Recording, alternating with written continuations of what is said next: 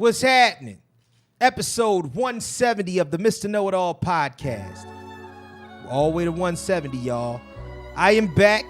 Kelly's not here today, but I got a special guest. Well, he's not really a guest, but he's here.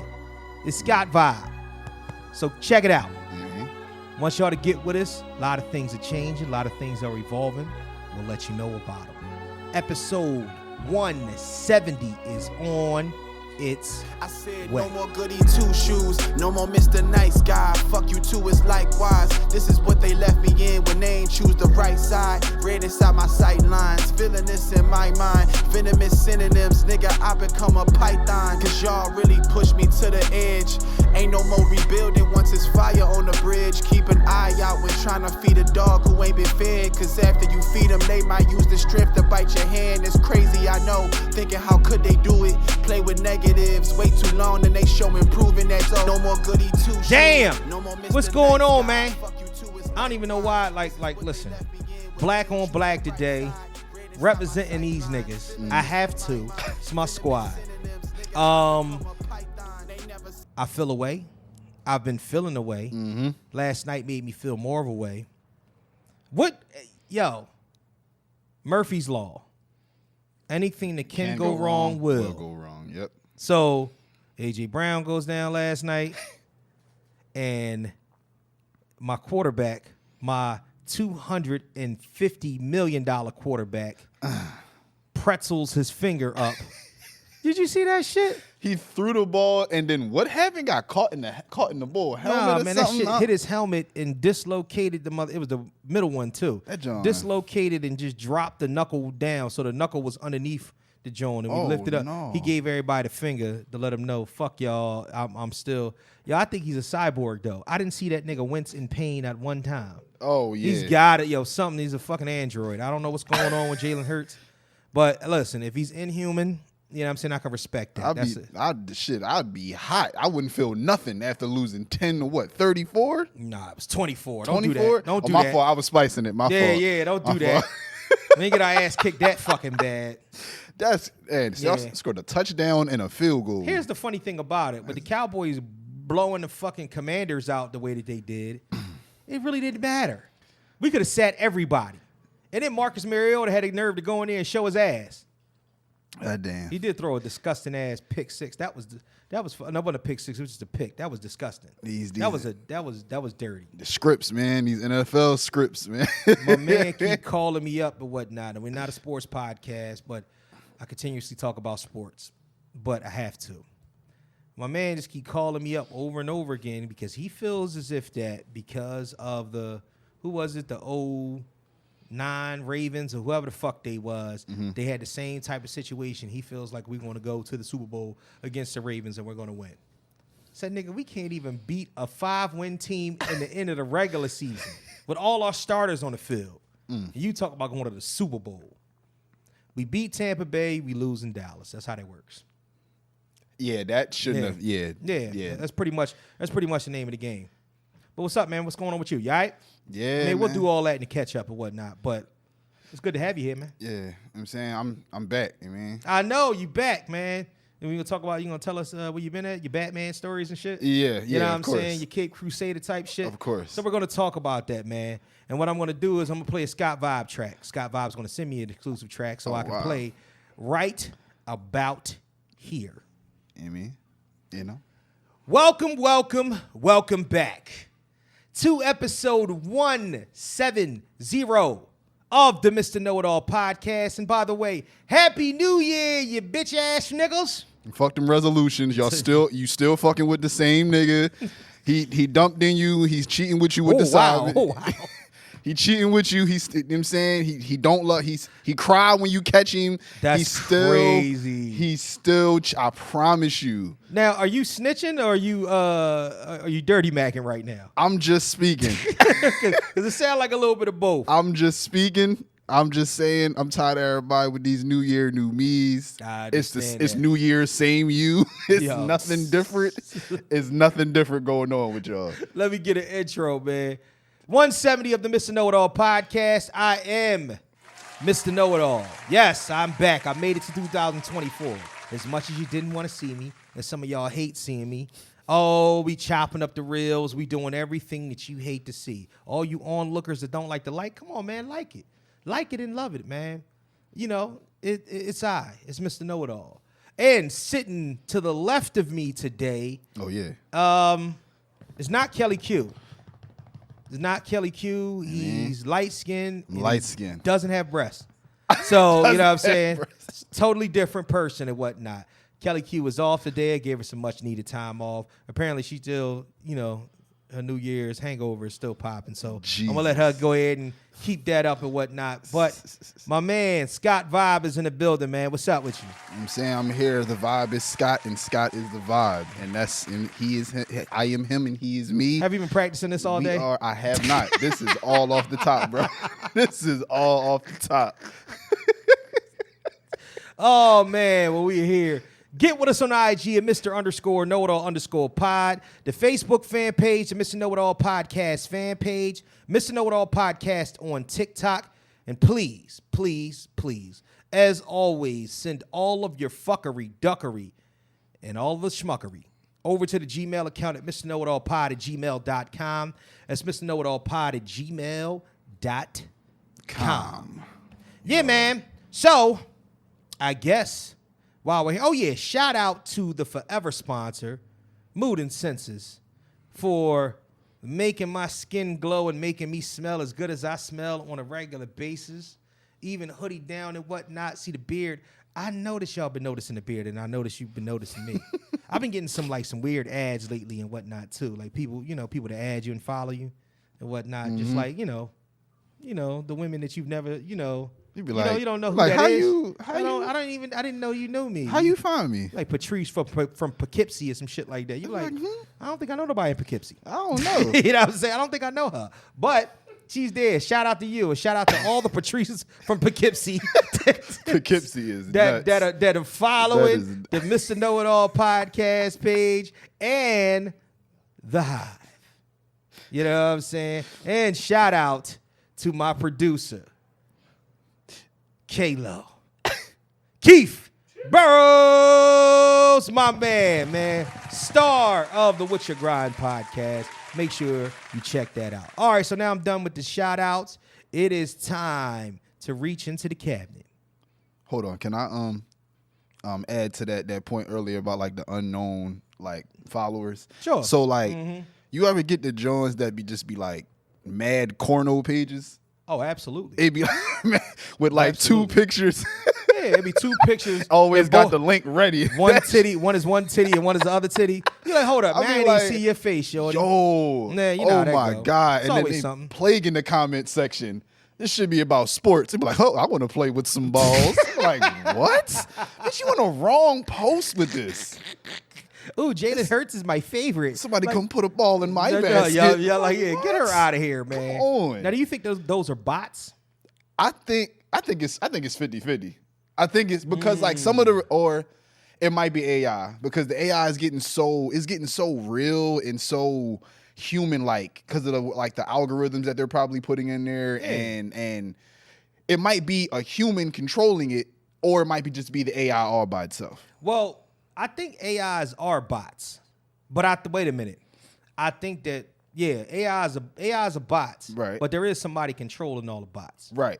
So it's like the architect from the end of the Matrix and shit. Like, exactly. Like, you know what I mean? The big wig, like when Freddy Krueger had all them niggas on the strings. Remember, what was that? Nightmare on Elm Street 3? That was my shit. You know, shit. Wait till we get the movies. Wait till the shit that I tell you. I seen. Man. You watch any movies?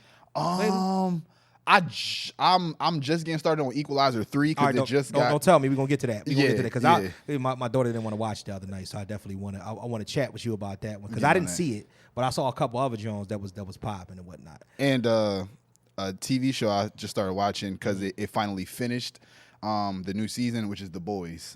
That is a good show. So, it's a good show. Wait. The Boys started a new season? No. It should be season 3. This is season 4? You got to be fucking shitting me. When did that come out? I'm trying to remember. Hold on, wait. Sorry, we'll talk about that when we get to TV because I got to find this shit out because I'll be looking it up myself. That's my shit. All right, so we reach into the cabinet, or if you're a proper black person, into the refrigerator for that good old condiment. You keep your ketchup in there. What you call it? You get ketchup in the refrigerator? It's kind of like 50-50. I think I grew up with having it in the cabinet or cupboard or pantry, whatever you want to call it. But my girl put it in the fridge. It's the same with him, 50-50. Wherever it lands. It ends up like wherever it ends up. Oh, so you niggas just free nilly-willy with the ketchup. Kelly keep hers on the windowsill. Why is niggas so disrespectful to ketchup? In the window is crazy. Like just put the ketchup up. So like it's time for the ketchup. Yeah. Where do you keep your bread? Nigga, on the kitchen table. Nah, 'cause some people put their bread in the fridge. No, here's the big thing with bread. I don't like cold, and it's kind of like firm when it's like when it come out the fridge. I don't like firm bread. I don't eat regular bread no more. I gotta toast it. But that's firm bread is crazy. Yo, that's like a chick that got a body done but didn't do the wellness care correctly or whatnot. Exactly. She didn't wear the right garments and shit, and it got all stiff on her and shit. What the fuck is wrong with your bread? Like your BBL came out the fridge, like cold ass BBL, free BL and whatnot, freezing ass butt. Go ahead. Yo, so listen. The big yo. Thaw the BBL out. Yo, you got to. So ketchup. Mm-hmm. Before we even start that though, I do got one more point about ketchup though. So every place we keep our ketchup in the cabinet. Mm-hmm. Every place we go to, well, me and my son, he eat all the shit anyway. I ain't never seen a nigga we go through a bottle of ketchup every 2 weeks. God damn. These niggas put ketchup on everything. I don't even understand it. That and ranch. You get like the big like squeeze bottle Johns? Yeah. Damn. That nigga's a monster. He go through everything. It ain't even that much food to put ketchup on to be going through it like that. Listen, you have yet to see how much food my son eats. With ketchup? Dog. I can only name like hot dog, cheesesteak, hamburger. Chicken nuggets. Fries. What else? That's 5. If you can't think of no more off the top and you got to go dig deep in, that's only 5. That's true. So what the hell? I gotta ask this nigga what he eating the ketchup. Is he overdoing the? He might be killing the ketchup. Well, that's because he puts 20, 25 nuggets on a plate. Oh, he like me, 25 piece, no bev. What all sauce. Yo, Pause. bro. Yo. Pause that. But wait a minute. Hold up. No bev. No bev. Nigga, you've lost your mind. Because I be so hungry. I don't got time. You don't have time to drink something with your fucking meal? No, man. 25 pieces of them delicious nuggets. No, I don't. What you eat, Tyson's? Or you get them Save-A-Lot joints? Those got recalled. I'm Purdue. Yo, you gotta be kidding Those me, got recalled. I don't do the Tyson. I don't know. They recalled Tyson too many times. Yeah. And I ain't talking about Mike. They recalled Mike a couple times. Oh, yeah, they... Not the way some of these niggas in Hollywood is getting recalled. Oh, yeah. As a matter of fact, since we catching up, you good? Like what's up with you? We gotta check with you first. I gotta check with you first or whatnot. Scott's gonna be a regular around here from now on. So in case you guys haven't noticed or whatnot, I can't say that because that'd have been a big pause. I was gonna say I'm breaking Scott in. That was wild. We done had it was like pause. Edit point. Yeah. We're gonna edit that and whatnot. Scott, just know what I said the first time. You know what I'm saying? So we check it with Scott. So I'm asking Scott how he's doing as if that Scott's always been here because he'll be here regularly. So Scott, how you been, man? What's going on? I've been good, man. Mm-hmm. I've been doing some. Actually, you want to know what? I started doing my homework on investing. I'm gonna just get the boring shit out the way. Oh shit! I started doing some homework on that. How's that going? It's going all right. The little bit of knowledge that I do have is to treat it. Well, basically, think of the company or invest in the companies that you consume the most. So that's what I'm doing right away. So I'm always going to Starbucks because my girl she likes Starbucks cups, Starbucks, anything Starbucks. And Pornhub, right? Absolutely. Yeah, heavy stock in Pornhub. Definitely heavy stock. The girls got mad at me because I snitched on you last week. I don't know if you see that episode. We talking about going through people's phones. I was like, I accidentally went through Scott Vine's phone one time. They was like, no, you can't talk about Scott like that. Hey, look, man. Some of us forget to close them tabs. Yo, that tab was vicious. See, Asian's your thing, huh, buddy? Holy shit. My bag is very deep when it comes to the cornrows. Wow. My bag is very deep. That is. I like the Asian persuasions. The chocolate deluxe. You like hentai? Absolutely.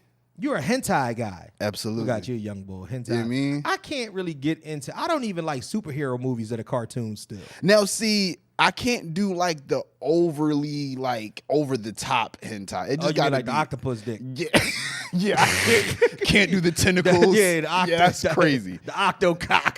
It's fucking crazy. The octopus. No, I can't do that. Yeah, I mean, I get it. Yeah, because me personally, I just. It's just like, okay. It's a little bit too much at times or whatnot. But yeah, man. But yeah. I ain't been doing nothing, man. I'm just getting geared up and getting ready for PodCon. Okay. You know what I'm saying? I'm hopefully this will be an event that'll change everything, not only around here, but everything else or whatnot. And as y'all can see, this is my first time recording in a new improved Hive. The Hive's so crazy, right? I'm recording while playing an old podcast behind me. This shit is crazy. Big flex. Big flex. So if you want to feel like somebody, I always tell y'all, get with the Hive. The details are up there, but guess what? Oh, man, things are about to pop. So hopefully, if you're interested in starting a podcast or you're interested in taking your podcast to the next level, be at PodCon. You can meet us in person. Hit the Hive. We ain't jive. Yo, we ain't jive. Over crazy. at the Hive. Put that on the shirt. I told you this nigga's a rapper. Yeah, he get busy. That's what it is or whatnot. At the Hive, we ain't jive. You get that? That's crazy. That's crazy. Yo. Yeah, man. But other than that, man, New Year's was good. Your New Year's was good? Absolutely. Brought it in. It was me and my girl, and then I was FaceTiming my oldest brother. Oh, that's what's up. He's over in Ohio. We took some shots. I still believe in my theory that drinking is a stupid idea, and nobody's going to prove to me otherwise. It's stupid. Why would you want to drink something that tastes horrible and you feel like shit if you do too much of it? Now, let me ask you a question. How many times in your life have you been drunk? A handful of times. Now, so when you get drunk, do you get like, oh, I don't know, living in, you know what I'm saying, one of them type drunks? Or do you get, because I've been in my bag. Well, I'm usually cooked. Oh, that's why. And then I just throw the liquor on top of that. So I can't tell. That's why, nigga, you fucking fried. Like, yeah, you high and drunk at the same time? Nigga, that's not a good look at all. That's when you lay down in the room, the bed feel like it's spinning around another bed and shit. Like, that shit is crazy. No, I wouldn't want to do that. Yeah, man. But that's, that's neither here nor there. I understand that, though. Drink without smoking.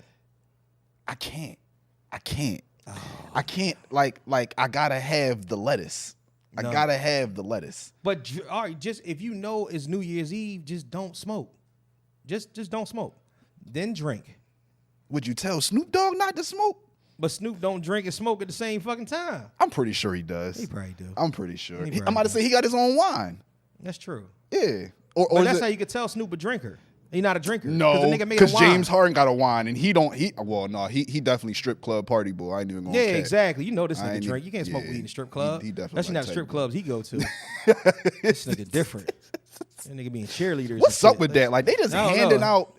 They handing out wine deals to people, motherfuckers. Like shit. Shannon Sharp got his own damn cognac. That's what I want to do. I want to get my own cognac. Like how? Now see, that's what I want to do. I think that's a vibe right there. Is it like different processes for like different kinds of like alcohol? Because I know you got whiskey, you got cognac, and then you got the tequila. And yeah. So it's different processes for everyone. So there's different processes, and then there's different alcohols for different types of people. Chicks don't drink nothing but tequila and vodka. They just don't.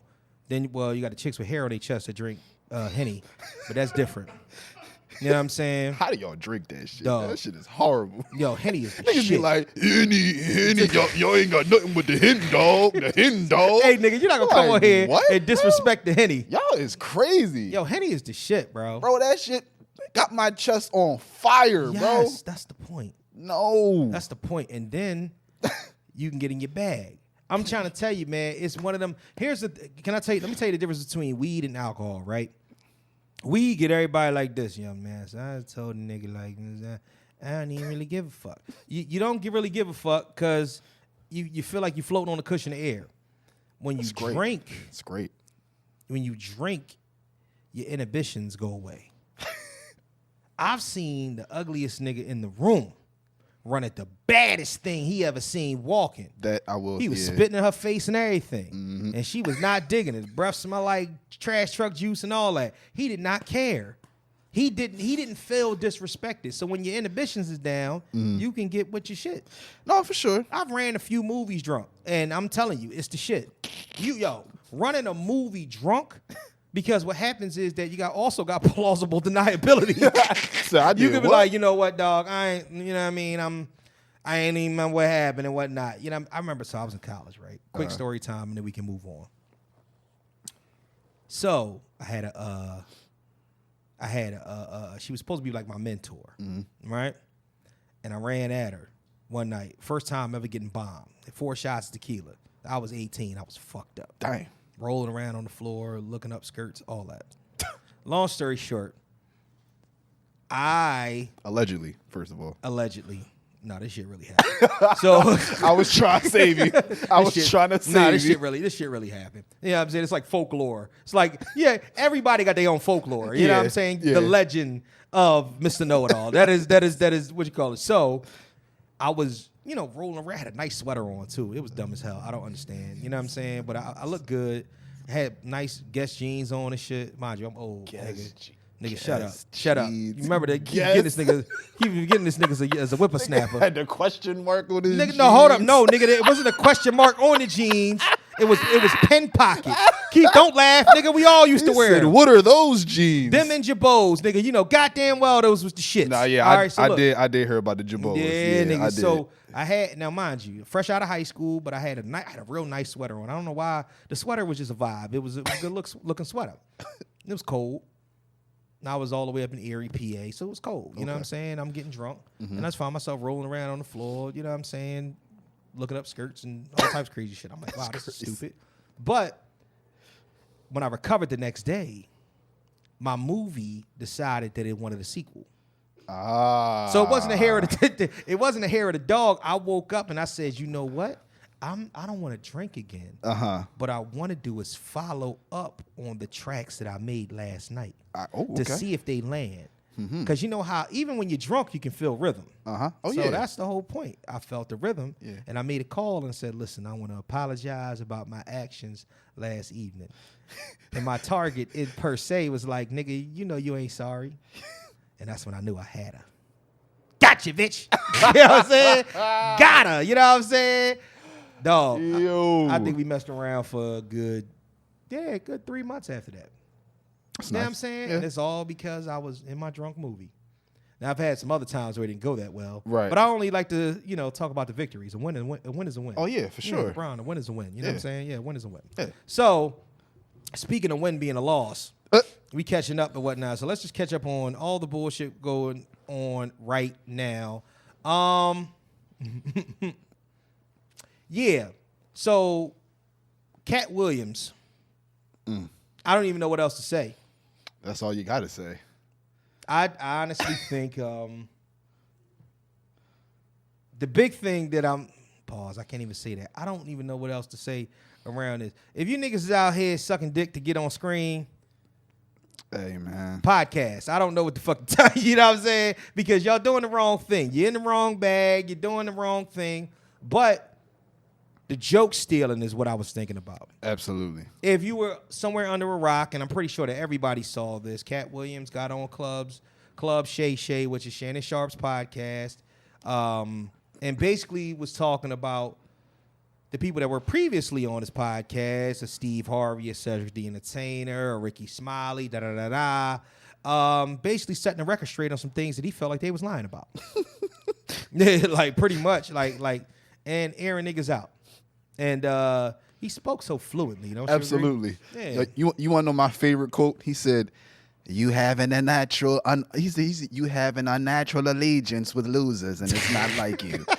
I was sleep. Like, that is such a dope way to say you friends with some corny ass niggas. Yeah. And he said that's unlike you. I respect you. He said you have so an unnatural allegiance with losers, and it's not and it's like unlike you.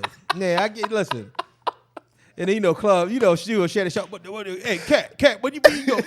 It ain't like that, Cat. Well, it's an understandable, Cat. Like no, great podcast. It was a great look. Man, let's get down to the conspiracies. Yes. I say a name, you say true or false. Okay. Cedric the Entertainer. True. Like, hold on. All right. So I'm talking about the allegations that Cat spit out. Oh, okay. Pause. True. Mm-hmm. I say true. Steve Harvey. Definitely true. Yo. Especially the man unit. The man unit is the greatest bar ever. Just say a toupee. Just say a grown man got a fucking man unit on. His verbiage is like the is man unmatched. Unit is different. It's unmatched. Like, Ricky Smiley. Oh yeah, true. Mm-hmm. And you can go and like what's that? Confirm all of that shit about him always having to play. He can't play himself in movies. He really can't. He always got to play a woman. He couldn't. Even in Friday After Next, he had to play a crackhead with a mask over his face, so niggas couldn't even really tell who he was. You saw him in the Money Mike makeup? I didn't. Yo, that shit's the crazy. I didn't see that. So he did try out for Money Mike, and they was like, "No, this ain't it." You know what I'm saying? Anybody with eyes could see that was not Ricky made for him. Smiley as Money Mike wasn't gonna be a good look. What? Mm-hmm. That would have ruined the movie. That would have ruined the movie. Even though Money Mike kind of sort of didn't play a big, but the parts that was in there made it that much more funnier and memorable. So if Ricky Smiley would have played that, Money Mike made the movie. Yeah, Money Mike did make him and Terry Crews. They did a good job with that. Kevin Hart. Oh, I definitely think that's true. Wow. I definitely think it's true. I definitely think he's a plant. Oh shit! Wait a minute. I think he's a plant. The views of Scott Vibe are that of Scott Vibe and Scott Vibe alone. I think he's so. Explain why. So, I don't know if you actually, because Cat did talk about the show that he had already. Like, this was early in his career. I remember that. I think it was like 4 episodes. I remember that. 4 episodes that he did, and I never saw it, so I actually had to go and do the homework on it. Well, it got canceled before it aired. And I wonder why, though. So here's the thing. So all of this is coming out around the time where Kevin Hart and Chris Rock did a special, and it was about their touring, five city tour that they did in the New York metropolitan area. Okay. So they did like Barclays, they did Madison Square Garden, they did the Prudential Center, and a couple of other ones, right? And they were Kev was actually talking about his comedy comeuppance. And there was a gap in time. It's kind of like the years that they cut out of the Bible for Jesus. Just mysteriously. Yo, it's just like, that's the only thing I be thinking about. I'd be like, yo, what was going on between 12 and 33? I'm not asking no questions because I got faith that everything was on the up and up. You know what I'm saying? But Kevin Hart, on the other hand, there is like a gap in time that's missing. He said, I was playing the club circus. But he said he was only driving to New York City. So apparently he said he met somebody, and the next thing you know, this guy was able to get him on a nationally syndicated TV show. Just out of nowhere, just him being him. And that's the part that really didn't make sense. If because like Kat said, it's like, bro, you were saying that all of your comeuppance and all that was on the East Coast. So how were you on the West Coast doing all that you were doing? So there's a gap in the time, and it really is. Something don't make sense. So the part that is very, very questionable. The reason why I asked true or false on that, and we'll keep going in a second. Now, here we go. Guys and people that normally get these positions do specific favors in order to get these positions. Right. True or false? How you feel about that with Kevin Hart?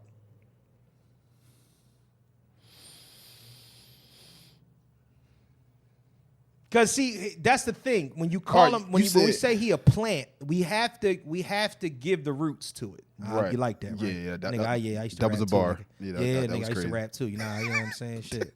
Kunta Kinte, nigga. You know what I'm saying? Roots. I said Toby. So, you know what I mean? All that. But for real. So there has to be something that it's planted in. Where's the soil to say that, boom, he is the plant? Now, I'm not saying he was, you know what I mean, filleting anybody for some spots in Hollywood, but I definitely think that there were some clauses and things that maybe he had written up in a contract that he had to fulfill, or he either couldn't do, or he only had to do this, or he only had to work with a certain group of people, right? Or just something like, you know how they make those kinds of contracts and clauses that right. You may have to compromise some sort, like some amount of your integrity to, you know, reach that substantial amount of success that he has just kept going up and up and up and or at a crazy rate. Or according to Cat, your mouth or your anus. That too. Why is that was this wild. is the first time that I've seen male on male fellatio boost to this high of a level that is worth speculating if a nigga is, you know what I'm saying, it's supposed to be somewhere. I would have never thought, even with, you know what I'm saying, you know, everything that's going on with, you know, more and more of the LGBTQ community, you know what I'm saying, kind of, you know, stamping their foot forward or whatnot. I just still never thought that highly of male fellatio. Hey man, or anus.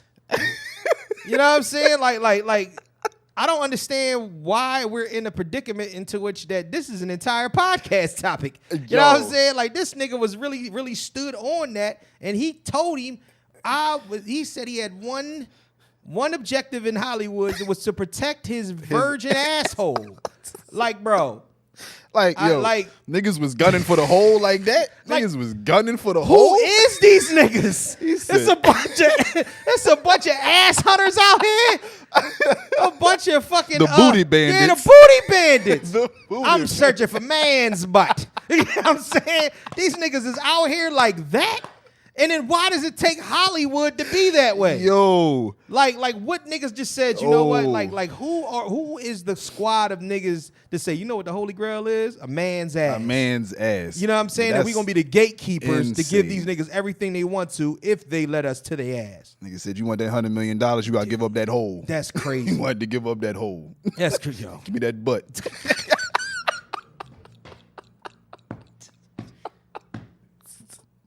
Yo, that's nuts. Pause. Yo. that is fucking nuts, man. It's a nasty game out here right now. Look, if that's what I gotta do to cross over, I'm cool. I'll stay on this side of the bridge. I'll thank you very much. I'm cool, man. Yeah, I would like to keep my anus intact. You know what I'm saying? I just, you know, just for my respectability level, whatnot. Like, but look, everybody got a price. So everybody got an asshole, and it ain't nothing going in there for that. Speaking of price, another name. Okay. Ludacris. His price was his sideburns and the fro. That's true or false though. We got the. I don't see no fro, and I hate to say it because Luda. I am a heavy advocate for Luda being one of the most slept on South rappers from the South of all time, because of like his animated mannerisms in his music videos and like just how. But it was different though, and I'm trying to figure out how was it that he was so different and set himself apart from the pack so much, yet people don't even talk about it. Like he's when lyrically, from lyrical to creativity to songs, like just overall great music, he checked off a lot of the boxes, if not all of them. For me, I think the biggest question when we talk about Ludacris is how low can you go? Thank you, folks. I'm here all week. Damn. Yo. All right. Yo, he had that one loaded. Yeah, I did, man. I did. I'm sorry. You know what I'm saying? Yeah, I mean, you know how you expect some shit to be a rocket launcher? He's like, I think I'm gonna kill him with this shit. And as it was rolling off the tongue, no pun intended, pause, that whole situation, I thought about it again. I said, you know what? Maybe I shouldn't say this, but I'm committed to it now. I'm about to say, I'm here with it. We on the hill.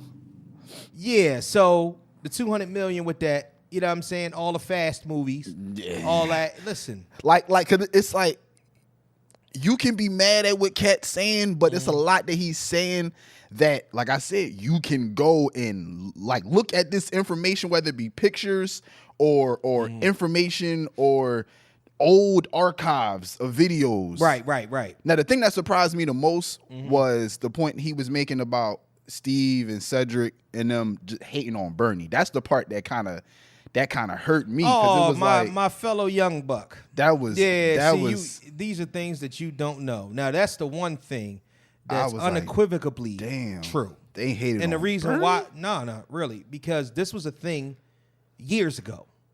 After Bernie, I think Bernie died, 10 years ago? Something like that? Yeah. And, that was a big thing, bro. The big thing was the fact that Bernie was not supposed to be on the tour initially. Damn.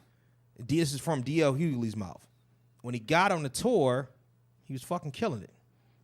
And the problem was they didn't want 4 comics featured on this thing. So when Bernie was doing his thing, you couldn't make Bernie the fucking host. So Steve had to take a step back because his set was bombing. So therefore, he started. Now this is all allegedly. This is what I heard from D.L. Hughley. Right. They made Steve the host. So Steve was the host. Cedric was up there with stolen jokes. And you notice for a fact, that D.L. Hughley ain't said shit about shit. I'm about to say. Because he knew he had said part of the truth a while ago. So rest in peace to Bernie Mac, man. Absolutely. Like, honestly, and listen, and he said it, you see his video that came out, he said, listen, dog, if you're a comic, don't do your new material in front of other comics. Especially if you're a new comic. Because if nobody sees you, but they see me, I'm going to steal the shit. Now, he didn't say that, but he said other comics can steal the shit. Yeah. They stole it. So I believe that wholeheartedly. That stealing the joke shit, that's going on forever. Joe Rogan, Carlos Mencia shit. Yeah, I mean, you heard about that. It's an entirety of a thing. Come on, it's the rap community too. I'm about to say, Come on, man. Niggas are still a bar and a fucking heartbeat. I seen a nigga rap an entire another nigga's verse. Yo, I lie to you not, dog. I walked up to the nigga, I said, yo, I know the nigga that wrote that verse, bro. Like every part of it and whatnot. The nigga start rapping again and I jumped in on one of the bars. You know what I'm saying? Like, honestly. Niggas was like, you standing next to us. And I was like, I jumped in. I was like, oh, yeah, you pick niggas up like a scepter bus. I said, yo, how you know that bar? Because my man wrote it, nigga. Fuck is wrong with y'all? It ain't yours. Stop stealing. God damn. Niggas be stealing. Oh, but, yeah, man, shout out to Cat Williams, man. This is just the air niggas out. No, I mean, honestly, like, that's really, really all I can say about that. And we will continuously keep an eye on it because this might be one of the most watched long-form podcasts on YouTube ever. And if Shannon Sharp catches a Joe Rogan episode is like 54 million. That's over 4 years. Shannon Sharp got 34 million in 4 days. I'm about to say. Nigga. And I think he will eclipse that. I think he will. Shout out to Shannon Sharp. That's crazy. Shout out to Cat for choosing that because he really he could have went anywhere. Like I don't think people really understand that enough. He could have went to Joe. He could have went to, you know what I'm saying? He been to Joe, but it was during COVID. Yeah. And Joe said that he was like, yo, if we would have got him on there, he would have aired that shit out. That would have been a situation where they could have went to the moon with that too. Yeah. Listen, man, shout out to everybody that's putting out good content, man. Some of you niggas is not. And that's why you should get with the Hive. That's a whole nother topic. Yeah, man. Jonathan Majors. Call it that man, Jonathan Miners.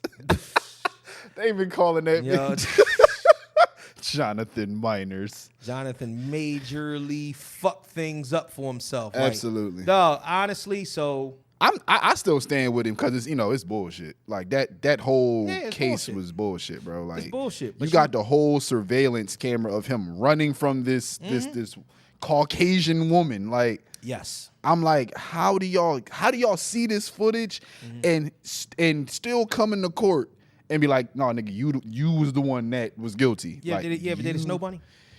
No, never did. You ever smash one? No. You ain't got no snow bunny bodies? No. Puerto Rican. Nah, that don't count. No, that don't count. But a pecan Rican. Was she light skinned Puerto Rican? No, she was like the lighter, like the. Oh yeah, like a European Puerto Rican. Yeah, but she was like the crazy, like she was crazy. Though. Like she was the traditional. Yeah, she was. She was definitely yeah. She was the version 1. I mean. Yeah, I honestly, really, you never hit a white girl before? Nah, I never did. You should have did that. I know. I mean, that's listen. off the record. Yeah, no, that's all the way on the record, nigga. No. I'm saying like it was. I'm work, right. But I don't want to on the. Yeah, no. Listen, I understand. Dr. Umar would be proud. he said Dr. Umar would be bunny fucking hopping? proud. Bunny hopping. He said he bunny hopping. Oh man, I've never bunny hopped, but I have dabbled in the milk of magnesia. You know what I'm saying? Before, you know what I'm saying? I have, like, you know what I mean? It's long time ago's days. Long time ago's days. You know what I'm saying? I ain't gonna hold you, man. Nah, I ain't gonna do that. No, but they make you like what? What? Because everything is overly dramatic. Okay. Because it'd be something like you have to say to yourself, like, I know my dick ain't that good. Oh yeah! Oh fuck yeah! You know what I'm saying? Like it's a lot. I don't, you know what I mean? Like, come on, bro. Like I know I'm putting in some work, but you over the top with it. You know your dick ain't that choky. Yeah, I know, exactly. He said, You know, you start feeling embarrassed for her. You know, goddamn well. Shut the hell up. You making me feel too. You making me feel so good about myself and make me feel bad. You know what I'm saying? What kind of shit is that? You know what I'm saying? Like, come on now. Yo. Yeah, but I think we fetishized a lot though. But I do think, you know what I'm saying, man, it's somebody for everybody. That European white girl wasn't for him. Yeah. And here's the thing. He was cheating on her, allegedly, with Megan Good. Oh, I'm doing that too. You crazy. You cheating with Megan Good? I'm cheating with Megan Good. Right now? Right now. What? Right now. What would your girl say about that? Oh.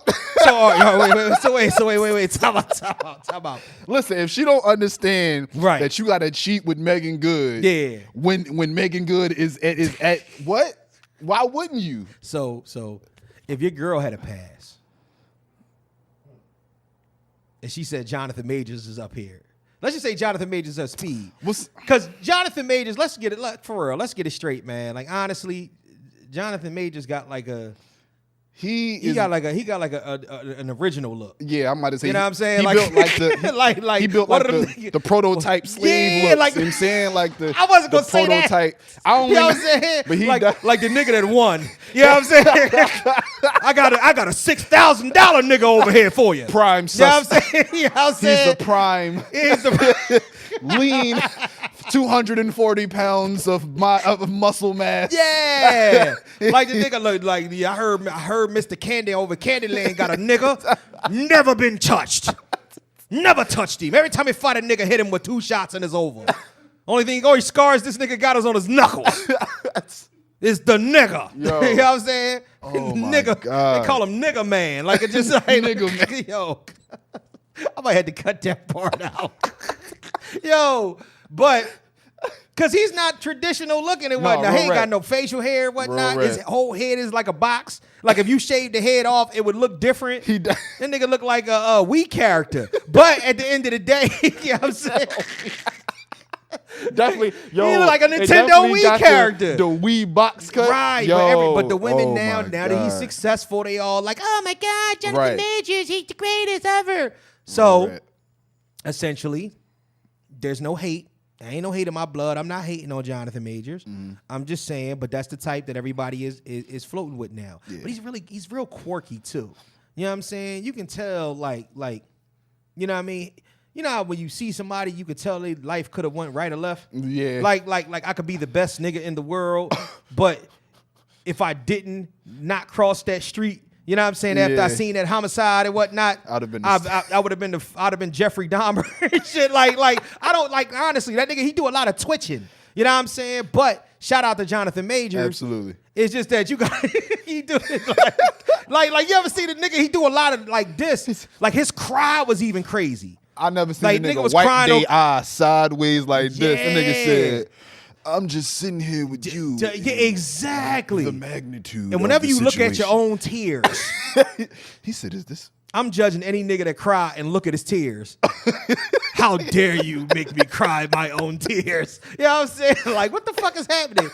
Yo, but, I'm sorry, man. This is the only smoke that I got for Jonathan Majors, man. Sometimes, and that's what the thing is. I think what happened was he's the type of nigga that if he didn't have anything steady at home, yes, you can be persuaded by something like and you not expecting a good old-fashioned snow bunny to, jump across your path. Because she don't even speak English good. Yo. You know what I'm saying? She probably just sucked his dick in the trailer. He was just like, You you know mean? what? I might as well. You know what I'm saying?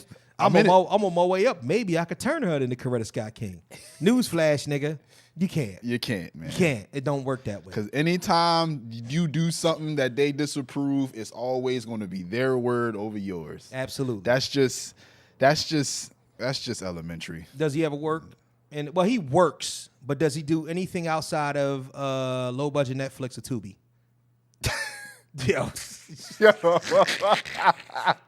Yo, I'm asking, man. Like, You can't do that. Well, I'm sorry. You can't what? do that. Why? That is our brother. That is our brother. all We are right. brothers in arms right now. He is still under fire. We cannot kill him like this. I can't, man. I'm cannot. yo. You Does cannot. he work again? I'm talking about like serious work. Like Kang Tao level? Yeah, like make that nigga like one of the Green Lanterns that nobody see and shit. Oh damn. You know what I'm saying? Or He might have to do one of them little what's that serious role that Kevin Hart did with the guy in a wheelchair, The Upside. He might have to do he might have to do one of them type Johns. He might maybe have he to should get do a a nice Will little, Smith movie. What, like a 7 pounds? No. What, Pursuit of Happiness type shit? Or I Am Legend? No, I'm just talking about a movie where like Bad Boys 5 or some shit like that. I would not want to see. I definitely want to see that shit. I don't want to see Nega Man. I don't want to see Nega Man playing Mike Lowry. No, what the nigga should do, he should lean into the villain role. Okay. You know what I'm saying? Make him like a fucking deranged serial killer, some shit like that. What? No, Yeah. we can't. Like, yo, you got to do something to get him back in the favor with the people. Because you can't go out there. If he's not going to be Kang the Conqueror, you got to make him a bad guy in some sort of way.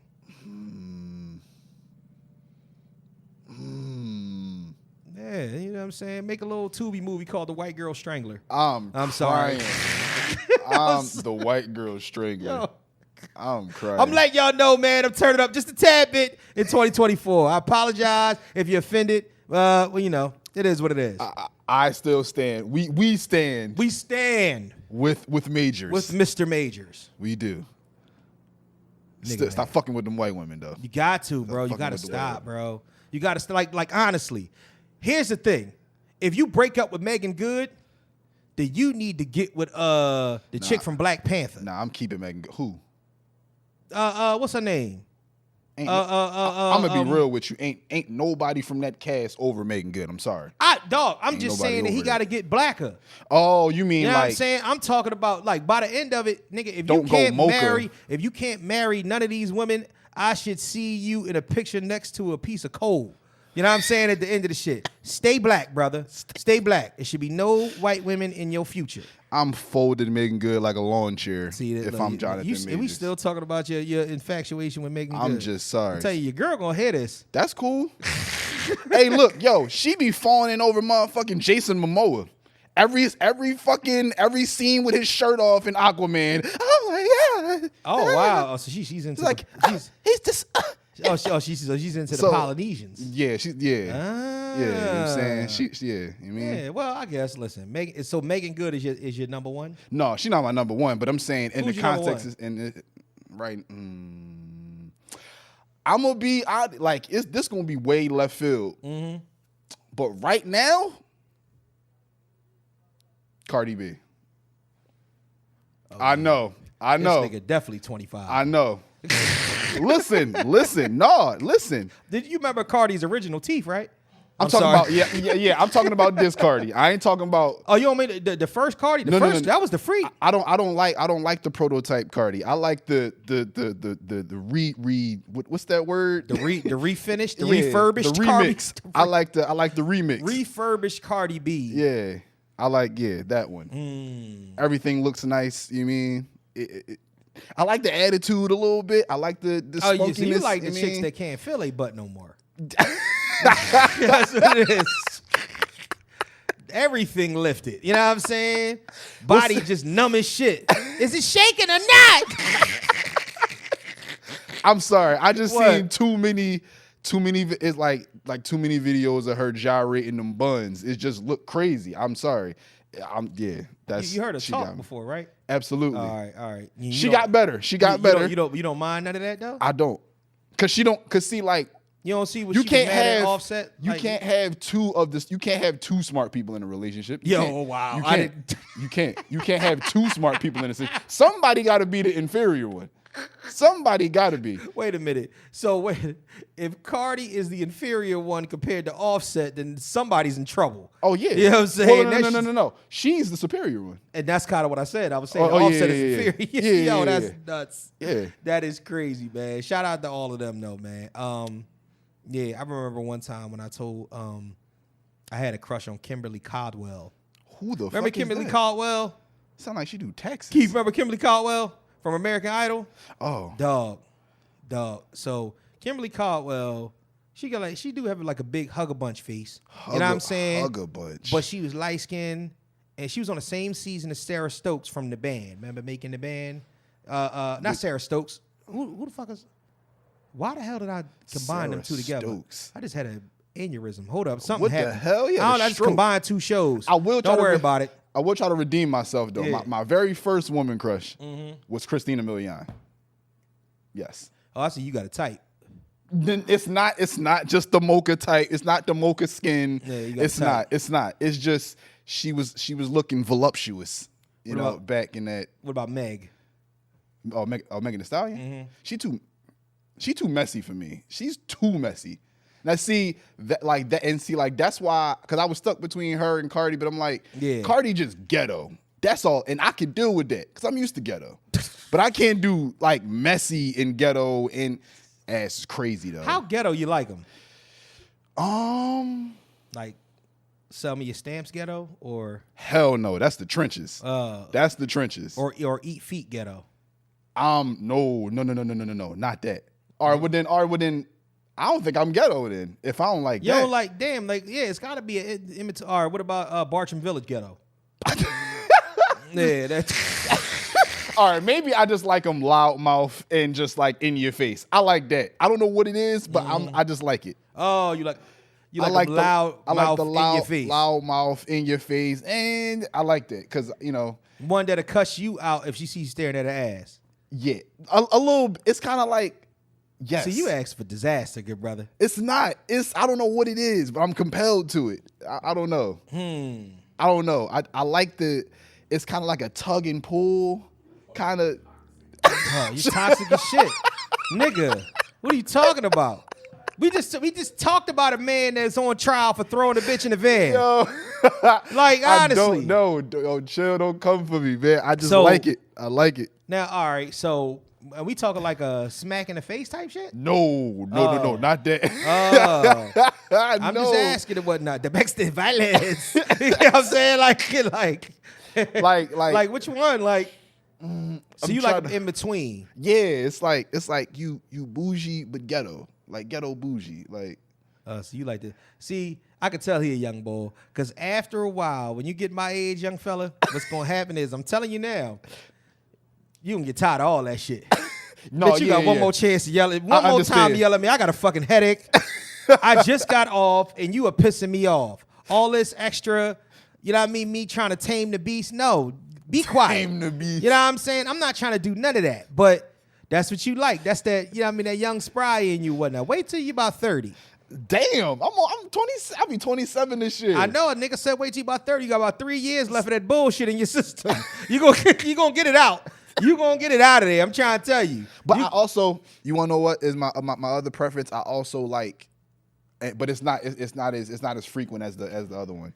I like the soft type. Cause that's what drew me to like Megan Good and Christina Milian, because they both like the real soft, feminine, submissive types. But I also like the rough kind that like kind of fight back with you, not put their hands on you, but it's like they rough, like, you know. I kind of like rough sex too. Yeah, I'm starting to understand your porn categories now. Yo, this nigga's nuts. Oh my gosh! I'm into all of that. Like, I choke this shit out, all of that. Ain't nothing wrong with a choky one, but you know what I'm saying? Choking is just different, and you know what I'm saying? Like, submissive in the bedroom is just different than submissive out in public. Right. You know what I'm saying? So you like this super strength. Yeah. I don't want them to be all, you know what I'm saying, ghetto in public with me. Like, yeah, no, like save the ones that for us. That cuss the waitress out and shit like that. You don't want that. No. Oh my God. Not cuss the waitress out. This nigga different. But it's like, you know, like, cause if somebody bring me my order wrong, but it's like it's something I could deal with, I just be like, babe, yeah, I ain't really order this. And she'd be like, oh, no. And I'd be like, yo, chill. Like, it's not that deep. Like, I just eat it like this. No, because and she need to bring back the fucking order and bring it back right. That turns you on. It does. It does. Because then you know what I'm saying? This nigga is nuts, man. I'm trying to tell you, man. You better cut that empowering shit out, dog. I'm trying to tell you. Listen, you know what I mean? Yep. I'm trying to tell you. Listen, these women, you give them an inch, they take a yard. No, Yep. You're right about that. Them the ones that like to peg. No. Babe, let's try something. Hell I don't no. think you want to. No, I didn't want to do that. Well, you like when I'm sassy. Nah, nigga, get down. You know what I'm saying? Yeah. See. See what I'm saying? This shit go left. It ain't no fun when the rabbit got the gun. This shit, goddamn it. Shit. What the fuck is we doing? Oh man! Shout out to Scott Vibe for his quirky ways. That's some crazy shit. I have a very unnatural balance. Yeah, man. You know, it's. I don't know, man.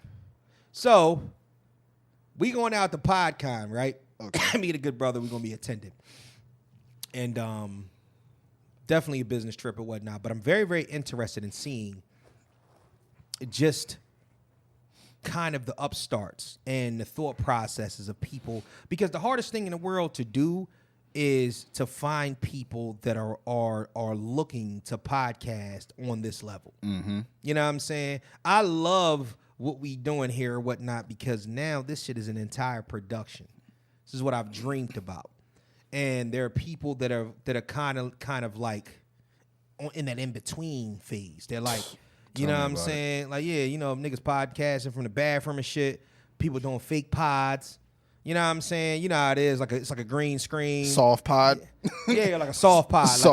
like a mini pod. You know what I'm saying? Shit, mini pod ass out of here. This week on the 1 Minute Podcast. Like, nigga, you know what I'm saying? I'm going to look at the camera and talk a little shit and get out of here. You know what I'm saying? And rack up 30 million views. And then they get 6 and they be like, what the fuck happened? Exactly. Like, nigga, don't nobody believe you. You need more people. That product ass. Yeah, exactly. But I really, really want to see what this is about, man. I hope to see, you know what I'm saying, quite a few of you there. In Philly, it's gonna be. Shout out to Wallow for putting it together, man. I really, really do appreciate that. He be putting on, yo. And it's crazy really because it's hard. The thing about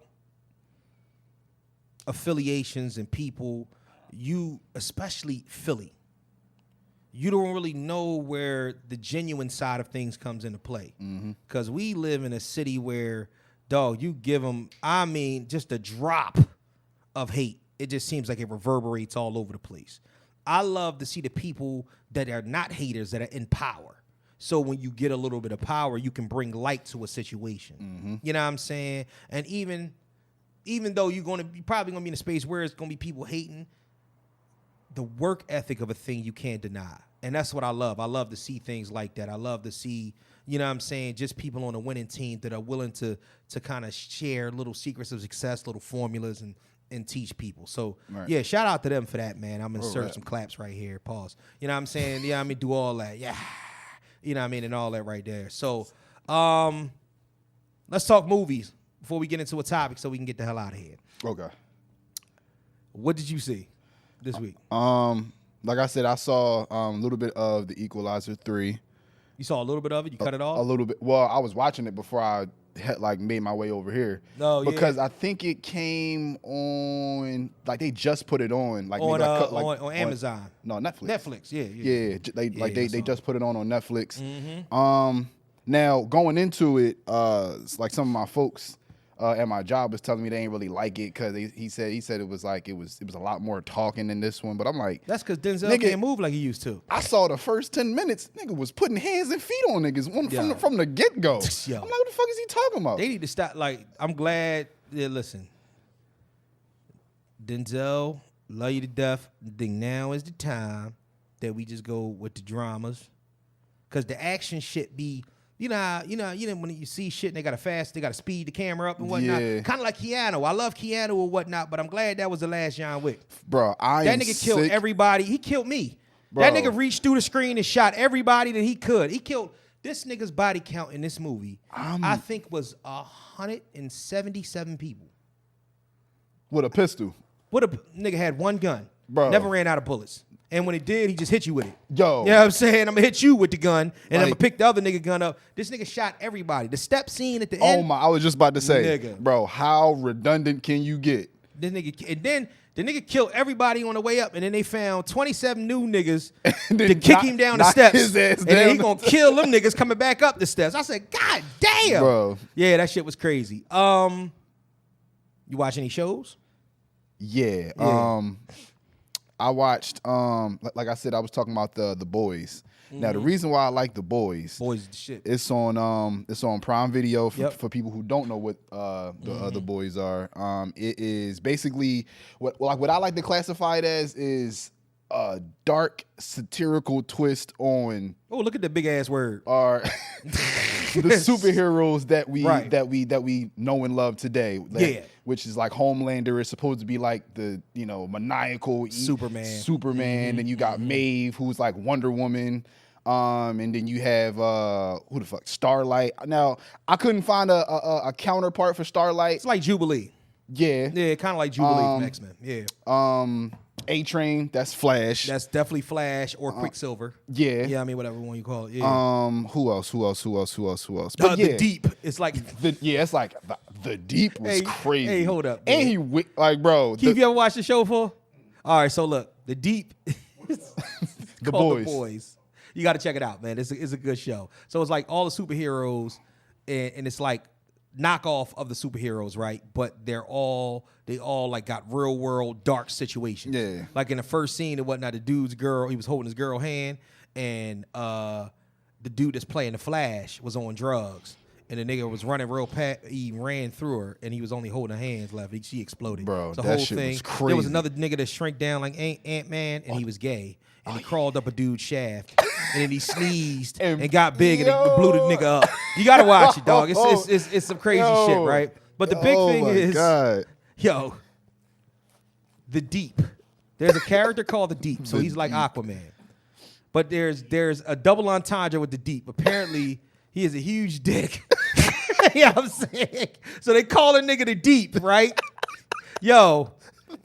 And the nigga, didn't he get VD or something like that on the series? Yeah, the nigga got VD. Yeah, he be on some other shit. Yeah, nigga bisexual. It's a whole thing. Oh my God, it's a whole thing bro. and whatnot. But the nigga run there. Then it was they actually had a dick man on there. The one boy with they had an orgy party. Dog, you have to watch it. It's some crazy shit. Orgy party, and the nigga dick was wrapping around people and shit. I was like, yo, bro. Like, this shit is out of control. Like, the whole series is madness, but it's a hell of a written series or whatnot. Absolutely. Definitely, I couldn't get into the spinoff though, but I'm gonna have to watch it. Oh, Generation V. Generation V, yeah. I didn't get a chance to get into it yet. I got like 4 episodes in, and I was like, this is not really that much for me. But what is it like? Like, how is it? It's like The Boys light. You know what I'm saying? It's The Boys Junior. That's all it is. But there are characters from The Boys, like Soulja Boy appears in it. So I have to watch that. You know what I'm saying? Yeah. I saw The Exorcist, The Exorcist, the whatever the fuck it's called, Believer. Okay. So this is the official sequel of The Exorcist. From the official sequel, remember the original had like 3 or 4 sequels, but it wasn't the real shit. It was like fictional because The Exorcist was supposed to be a real story. Now this one is actually supposedly made from the like it's supposedly like a true story from somewhere. Right. And these two little girls are possessed. They go missing in the woods for 3 days, and then they come back and they both possessed by the devil. Now, there were certain parts of it that was good.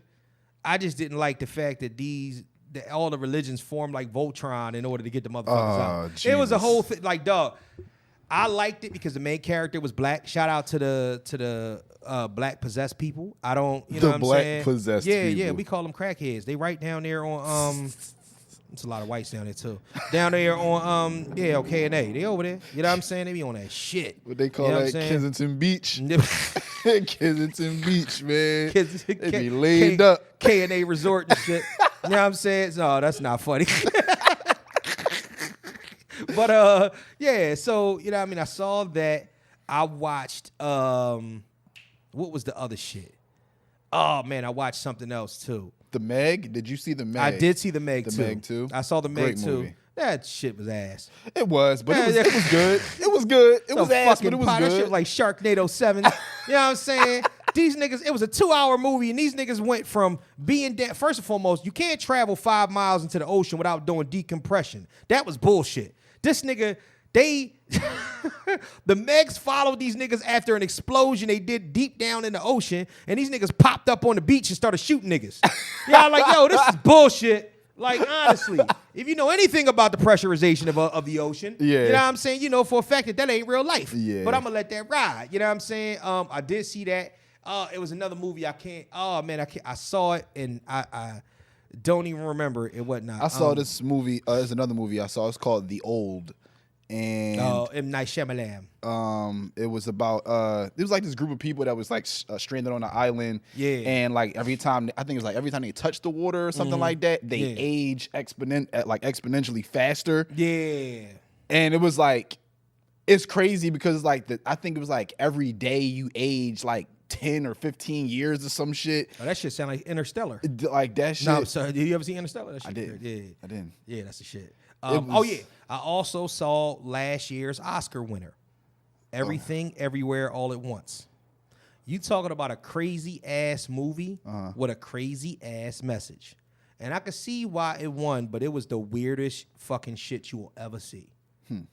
Like, it's hard to explain. This girl, the lady, I thought she was having like a conniption, but it wasn't that. Her life, her husband transforms into another version of her husband, who is from an alternate universe, who is telling her that in different universes she becomes different things. Gives her the option to see these different things, but they're after her in her universe, so she has to use the powers from those other universes to fight people off. And in order to do it, you have to do weird shit, like jack off on a tub or fucking, you know what I mean, take a shit on a blanket. Like you gotta do goofy shit. It's that's what makes it weird. There are certain dimensions where people got hot dogs for fingers.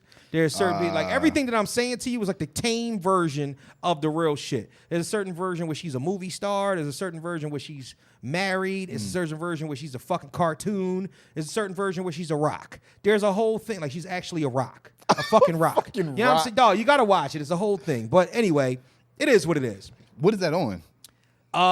Prime Video. Okay. Yeah, and Everything, Everywhere, All at Once. Remember Goonies, right? Yeah. Remember Data? Uh-huh. Yeah, he's an adult now. And he won the Oscar for that. He was in Indiana Jones, Temple of Doom, too. Hey, Dr. Jones. You know what I'm saying? That dude. Yeah. So shout out to Data. Shout out to his name was Short Round. And the funny thing about that is Short Round, that used to be my first rap name. Short round. It was Short Round. Because I was short, fat, and I thought it was thorough. Short. You know what I'm saying? That was my first rap name, Short Round. You know what I'm saying? Yeah, then it was whole different variations of bullshit. I was about to say. Yo, rap names is another motherfucking thing, man. How many rap names you had? I had like 4 or 5. Dog, I had First John. Mm-hmm. Me and my brother. Weirdest rap name and go. It wasn't weird. It was just more like my first joint was Ant Crusher. Ant Crusher, and then it turns into Ant Crusher is crazy. Ant Crusher. Go ahead. What else? And then then when I got older, Uh-huh. it was what the fuck was it? It's like No Labels. No labels? No labels. No labels. Yo, that's your No fucking labels. name was No Labels? Yes. This is what happens when It's like when Pootie Tang made that song with no words in it. Should have been called I Am Not a Person. No labels is crazy. and then it was P1 the artist, and then it was then I think P1 the artist, and then Scott Vibe. Okay. Yeah. So I started off with Kicks. Kicks. Cause I was in the I never told this story Kicks. before. This is when I was singing. I was in a group with 3 other girls. Sleep. And we were singers though, and the name of the group was Basic 4, and we were all named after cereals. Basic 4. Basic 4 was a cereal back then, so we would call ourselves Basic 4, and everybody had a cereal name. One girl was named Cheerio, the other one was named Honeycomb, and the other girl was named Fruity Pebbles, and I was Kicks. And my shtick was supposed to be I would change sneakers up all the time.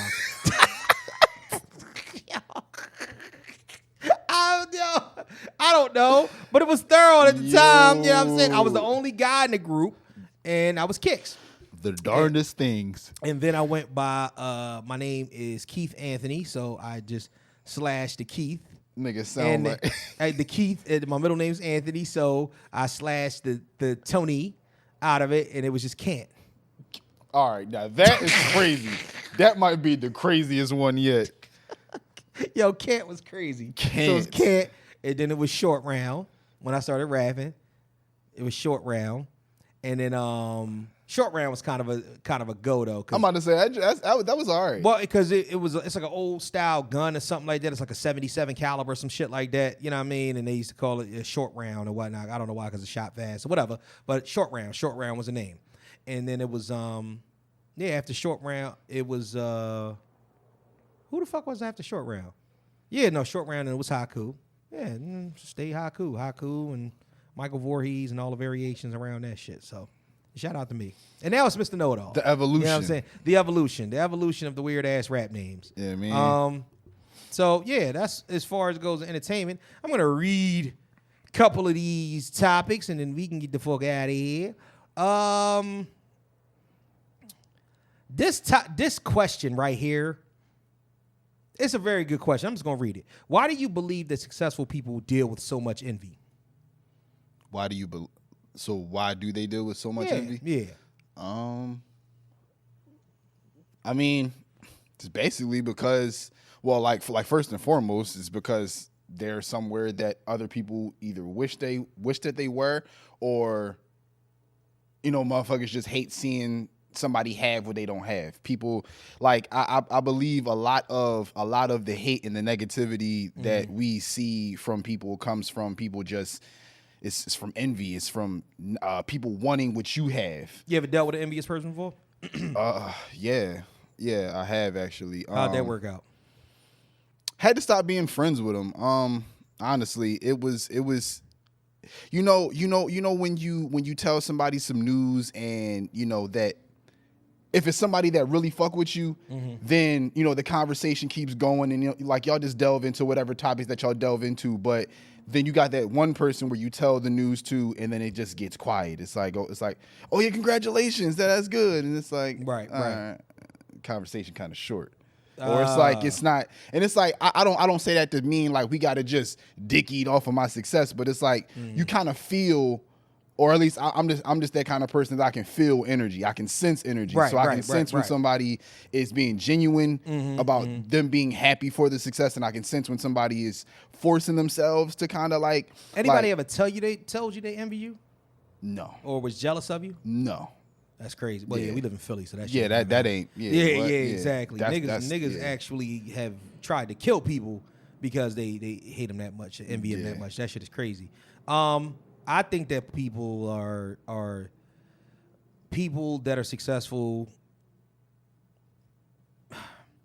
experience so much envy because I think it's a constant reminder to people that just won't. Yeah. People will never be real about themselves, about what they won't do, the sacrifices they won't make, the places that they come up short, the things they will not invest in, and most of the time it's themselves. You know what I'm saying? So it's the whole matter of living and existing. Most people are just very, very in tune with just being around, just being there. Yeah. And then when a good time comes up, when it's time to pop a bottle, when it's time to go on a trip, when it's time to fuck these hoes, or when it's time to, you know what I mean, go crazy, they are now, they feel like they're living it up in that moment. Mm-hmm. So yeah, but if you're the proprietor of this shit, if you the one that put it out there to people and you got it and you've done it and you are now successful, there are people that really, really hate to be around that. And most of the time, it's the people that's closest to you, which is fucked up. I got a question that I've been, pondering on, and it actually had me questioning my friend group. But my thing is, what do you do when the folks that you thought that you would make that come up with or make that leap to success with, right, you realize that y'all goals is just not the same? Meaning, like, they're stuck at a level that you have surpassed, but it's like when you try to like bring it up, or if it's something that's called into question, like, well, how come we never did this, or how come we never did that? It's right. it's met with excuse after excuse, or things just wasn't working out at the time, or I had other shit to do. It's like, but these your niggas though, right? You know what I'm saying? Like, these is your homies, like you grew up with them, or like you spent a certain amount of time with them, years with them, and then you come to realize that it's just like, bro, like maybe I'm just in a different place mentally, where I see something that's bigger than what we're all doing, because we all still got jobs, and everybody's still complaining about having jobs, right? But when it's time to do business ideas, you know what I'm saying, or even if we don't have to put up a bunch of money. Like, motherfuckers could just $5-10, whatever we can, $15 here to put towards something. But you know what I'm saying, it's just like, so what would you do in a situation where you realize your peer group that you wanted to be with, to blow up with, doesn't have, like, you realize they just don't got that. So listen, that gear. It's funny that you mentioned all of this or whatnot, because these are conversations that me and my good brother have here, and it's actually good to have you up here, because I feel like you might be able to pick up some of the knowledge that we kind of spill on a regular basis, because you're talking to somebody, the producer of this podcast. He's actually made the transition to jump and to be willing to start to invest in himself a long time ago. Right. And I've recently followed suit. So you're seeing kind of a stepladder effect to that. But we've both fallen victim to exactly what you said. And the difference is, not even the difference, the similarities to that is the fact that we've also dealt with people that have been in the mix that way. Mm-hmm. And then the worst thing about it is when they see a come-uppance that you've made, when they've seen a factor of success that you put forth, because you tight with them like that, they're willing to be along for the ride as well. Right. That's a whole different side of it, but it's one of those things that it comes to pass. You people are very, very, very finicky. We especially as black people. I say something all the time, and I keep mentioning it because I really, really, really want to get it across people. There's a black wall in the world. There's a black wall, and it has to do with black people. That's why I call it the black wall. We're not very transparent. We're consumed by pride and ego. And if there's anything that would step us out of a zone of comfort, we really, really, really talk a good game. Mm-hmm. But when it's time to get on that ledge or whatnot, most niggas won't follow. You know what I'm saying? Like it's like, put it like this. The simplest way that I can explain it and whatnot, let's say that you was let's say that you had a bunch of mentally ill people or traumatized people that were in a I don't even really want to say the word, self-transitioning club. And they said, if shit don't go right by this time, we going all do it together. Like the nigga in Waco or something like that. We all gonna do it together. You with me? Yeah, I'm with you. And now this is the total opposite of what happens, but as you go, your situation progresses worse and worse and worse. Right. And they're making it seem like their position is progressing worse and worse and worse too. And then one day you said, all right, I'm ready. Let's do this. And you getting ready to go do it. And you do it. You'll be the only fucking one that do it. Why? Because you surrounded yourself by people. And I'm not saying it's a good thing. I'm just using it as an instance. Right. What I'm saying it is that you're surrounding yourself with people that may seem like they not bullshitting. And they only not bullshitting because you not. So what happens is that you are the deciding factor. If you find yourself being the deciding factor of somebody that's of people that are willing to do something to be the betterment of themselves or whatnot, but it's on you, then it's not, they not with you. They're just along for the ride. They're on the train. You're the fucking conductor. Right. They're supposed to be driving this train with you. These niggas have no idea. So when you take that step, you're gonna find yourself leaving a lot of people behind. Yeah. And it's crazy that you say that, because that was like the exact thing that I had in my mind when it was like, it felt like I was the key to like a lot of changes in whether it be like my family's lives or like my friends' lives, because I was like I just stayed up one night and I was writing in my notes. I'm just like, all right, I finally realized that I am the key to help make a change and change people's lives that are like that are in my life. Yeah. But it was like I never even thought to contemplate the fact that, all right, yes, I'm the conductor of it. Yes, I can control the situation, but it's not up to me to make that decision for them. Right. They have to want to do the shit too. Like they have to have some kind of like some kind of goals that they want to meet individually. I can lead them to the water, but I can't. I can lead the horse to the water, but I can't make him drink. So I can sit here and bring you all these grandiose ideas about what we can do and how we can make money. Because remember, I told you, like, my podcast situation, it couldn't have been. I'm not saying it was easy, but because I was keeping everybody in line, like I said, the platform that we was releasing on, we had 50 unique listeners in about a month and a half, almost 2 months. Right.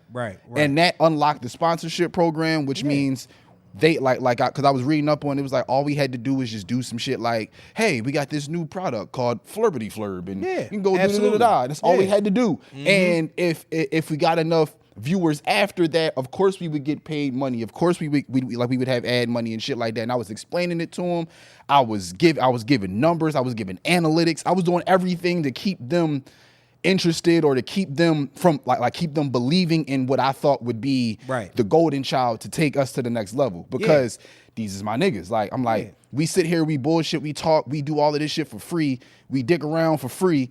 Why can't we do this shit and sit here and do this shit on camera and just, why can't everybody just show up on time? Why can't everybody show up?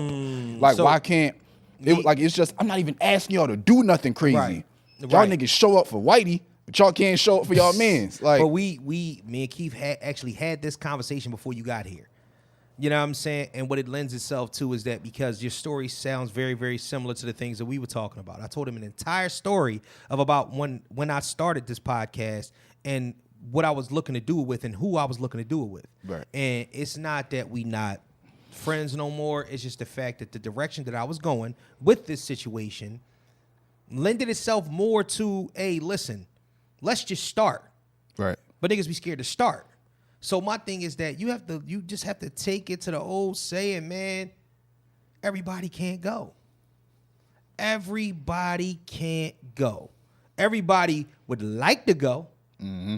You know what I'm saying? Everybody would like to go without doing no peddling. Absolutely. You know what I'm saying? But this is what happens is that if you leave me no other choice to make this a one-man bike ride, guess what? You can't go. You can't fit on these spokes, bro.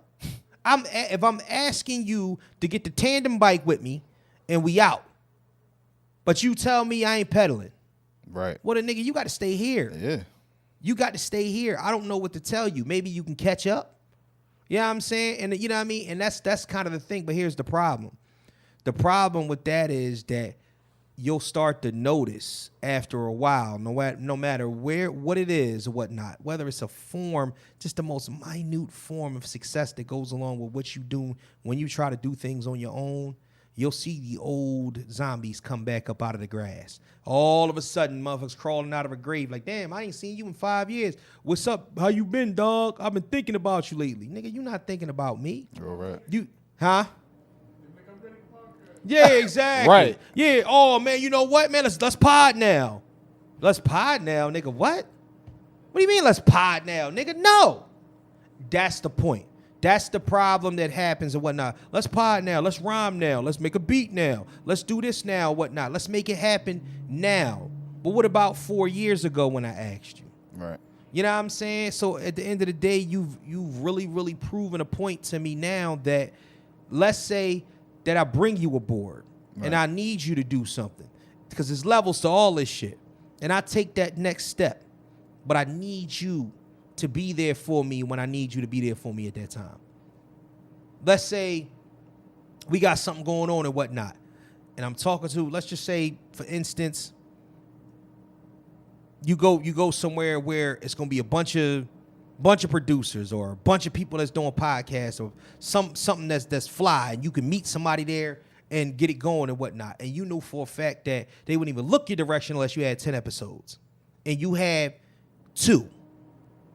But you don't have $100 in order to get the light that you need or to rent the camera that you need in order to do it. You just need $100. Right. This person is aboard with you now. Now you see what I was doing. We can make it big with this. Would you be able to invest in that? I bet you that same fucking person would still tell you no. Mm-hmm. The reason why is that because it's not in them in order to do that, man. They just see what you doing and now they want to be a part of it. Yeah. Don't work that way, bro. It just don't. It just don't. Me and this man was strangers 5 months ago. Strangers. Didn't know him from a can of paint. We'll walk past him on the street. Never met him in my life. But like minds, that's a different thing. Like minds, even some of the private conversations you and I have had, like minds is a big thing. That's the whole thing. Especially with people that ain't bullshitting. When a nigga ain't bullshitting, you can get down with that. No, real shit. You can get down with that. Listen, let me tell you something, nigga. You can have this pinky finger. You know what I'm saying, nigga? Boop, what? Yeah, what you need? Oh, we can make this happen. All you need is this pinky finger? Nigga, take it. Why? Because what I'm trying to get to means more than this pinky finger. Mm-hmm. You know what I mean? I'm using the pinky finger just metaphorically because at the end of the day, a motherfucker wouldn't even give you a chest hair most of the time. But they damn sure want everything to go along with it. Bro. And it sucks because a lot of times you feel yourself drifting away from that. And it's, you know what I mean? You got them, though. They part of your heart. Yeah. But you just know for a fact that they're not good for you in this space. Yeah. And if this is the space that these are the type of things that you want to know in order to take your livelihood and everything you want in your life and your legacy, like my man says all the time, to the next level, unfortunately, they can't go. Listen, man, you're going to learn some shit up here, dog. You're going to learn some shit up here because everything that you're talking about, man, I'm telling you we've been through. There's not a story, especially about some shit like that you can't tell that I haven't been through. You know what I'm saying? And it sucks, but that's what it is. Let me see. Let's say you already see. We kind of talked about that already. So how do you define success? Okay. Mm-hmm. I define success based off of, well, first of all, simply based off of goals that I set, whether they be short-term or long-term. Mm-hmm. Are they accomplished? Cool. Mm-hmm. But success don't mean, to me, I want to be happy in my success. Like truly. Because you could have all the money in the world, you could have all the accolades, you could have all the women, whatever it is, you could have all the materialistic things, but it's like, right. if what you did or what you had to do to get to that success, it wasn't you. Like, you had to become a completely different person, and not even in a good way. Like, you had to destroy a part of your integrity. Like sucking dick for a movie role. Opening your butthole. Yeah, you know what I mean? Opening your butthole up. You know what I mean? Full spread. Bagel. Oh, man. You know what I mean? Like starfish all day. You know what I'm saying? It's fucked up. Twistering your shit. You know what I mean? God damn. But yeah, like success to me is like that question is a multiple part question, because it's not just success for me. It's like, okay, on your way up, did you step on anybody's back? Like, the relationships that you built, were they genuine relationships? Were they just transactional relationships? Were they did you learn something from these people, even though you might have connected with them at this part of your career, but now that you later in your career, y'all don't really cross paths like that, but from time to time, y'all might cross paths. Y'all might, oh, hey, what's up? I remember how I met you back in da-da-da-da. And you know what I'm saying? Like, just making sure that when you on your way up and when you taking those steps to success, that you're not dimming anybody else's light. Right. Like I said, you're not stepping on nobody else's back, and you remain true to who you are. That's what I call success. So if you can do all of that, maintain yourself through that journey. Right. To me, that's successful. Everything else is gonna follow. The money, all of that, because people, just like how, you can tell that motherfuckers is bullshitting based off gauge and energy and shit. Right. This whole life shit is based off of feeling, and people can feel what's real. So they'll be able to tell, when you step in that room, motherfuckers is gonna be able to tell if you real or not. You know what I mean? Like, how you carry yourself, how you handle your business, how like your story, how you got to the top. Like, yeah, that shit, like, you know what I'm saying? And to come full circle on that Cat Williams interview. Right. That, you know what I'm saying? Like, all of that Cat has said and how he carried himself is just a prime example and a product of, fam, y'all all was conspiring against me. Yeah. And I'm calling all of y'all out, and y'all ain't have shit to say. Y'all ain't deny nothing. Y'all all came back at me with things that only people that are in the wrong would come back at somebody doing. Right. Like I stated facts and you start throwing jokes. Yeah, that's true. You know what I'm saying? Yeah, like, I agree with that. I stated facts and you deflecting. Yeah. The only one that really admitted in a way was Gary Owen. He was on some shit where it was like, you know how, Cat said some things, man, and he was right. Yeah, I wasn't able to cross over because they did ask to suck my dick, or they did ask me to suck a dick. Did he say that? He did say that. As a matter of fact, he was the one person's reaction video that I did see to Cat Williams. Wow, I gotta watch that. And he didn't completely undress it, but like the words that he was using and how he was explaining what Cat Williams was saying. Like I said, he didn't deny anything. He said, yeah, man, like, the reason why I didn't cross over, it probably was because I was in that room and they asked me that question. Right. And I said, no. And I guess this is the product of it. I guess this is why I can't cross over. So it's to wrap up the question. Yeah. Yeah, like, success for me is a multifaceted, or it has a multifaceted answer, multiple part answer. And for me, it's just about maintaining and remaining the type of person that I am today once I'm there. I like that. I think that being successful or whatnot is when you have a clear-cut divide between your wants and your needs. If your needs outweigh your wants, you're not successful. But if your wants outweigh your needs, and I'm talking about a clear-cut divide, I'm talking about, I want a new Maserati. Right. But if I needed a Maserati, I already got one. I just want a new one. You know what I'm saying? I want we want the new lights, but we don't need the new lights. You know what I'm saying? We want You know what I mean? Just a clear-cut divide of your wants and your needs. And I feel as if that, because what happens is that there are people that have a need, have a different type of need. Like it's like to the core. Like when you have a dream and you want to be something or you want to be somewhere or whatnot, you know for a fact that you need that. Right. You know what I'm saying? Because it's something that you feel as if that this is going to help me get where I need to be at. Right. In my own mind, in my own life, and everything else that I need to do in order to make things pop. This is clear cut, straight through. This is a need. But when that need is fulfilled, then everything else is gravy, and that becomes a want. Right.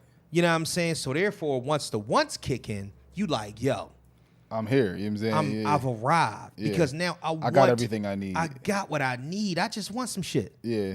You know what I'm saying? And that's the thing. That's the big thing. A lot of times we put these things that we want and we put them in front of needs. That's where the lines get blurred at. You know what I'm saying? Like people that got Benzes outside of the projects. People that got, you know what I'm saying? What I'm saying? Like shit like that. Come on, a lot bro. of y'all. Yeah, a lot like of y'all that do that. Like, come on, like we doing goofy shit with situations that we don't need. You don't need that. You wanted that. So now you've replaced that, and that's like almost like a Rubik's Cube that you fucking up at every pass. So it's hard to figure out where your needs and your wants don't collide. So the moment that you can draw the definitive line and say, I have everything that I need. Everything that I need. When I wake up in the morning, I am content. I am happy. Shit is going my way. You know what I'm saying? I need $500,000 a year. Right. I want $500 million a year. That's the difference. You know what I'm saying? That's the measure of success when it comes down to it and whatnot, because nobody will ever be able to take away the hard work and the commitment that you put into even making that $500,000, because that shit means something to you. And nobody around you will need for anything. They're going to want shit, but they're not going to need for anything. And the needs, as you get more successful, that's why it's levels of success. As you get more successful, your needs become greater. And that's even in your own mind. It might be a want, but you can say to yourself, hey, listen, you know what I'm saying? I make this certain amount of money and whatnot. I need a 5,000 square foot home. Right. And you say to yourself, all right, I wanted it, but you know what? I really needed it. I feel like that'll be for me. So boom, you get it. You know what I'm saying? And it's cool. The divide is there. Now you say, really, I want a 50,000 square foot home. But do you need it? Yeah. No. You know what I'm saying? So that's how you measure success or whatnot. It's the more money, more problems factor. It's the, you know what I mean? It's just the wants and the needs or whatnot. Just adding that divide there puts everything in a perspective. And dog, here's the funny thing. I wanted a podcast studio. No, I needed a podcast studio. So I made one in my basement. I wanted a bigger space. And it only became a need when I said that I'm going to use it to help others build a podcast or whatnot and start a business with it. That's when it became a need. Boom. Now I got that. So now my needs are taken care of on that front. I want a massive space to be able to do more, but I don't need it right now. Right. That's the difference. You know what I'm saying? And in this area, whatnot, think about it like this. Your level of success, that's why I said there's levels to it or whatnot. This area can be looked at as 50,000 times more successful than a person that's looking to try to start a podcast. That's what you want to do. And my thing is that I always understand it and I always know that. So what I want to do is to deliver this to others in a realm of, all right, you know what I mean? Even like, you know, the situations and nonprofits and stuff like that we're working with, you know what I mean? Helping to teach the youth, you know what I'm saying, how to do some of this stuff and along with all the curriculums that we're doing. For those that are looking to get in the podcast space to show them how to do this.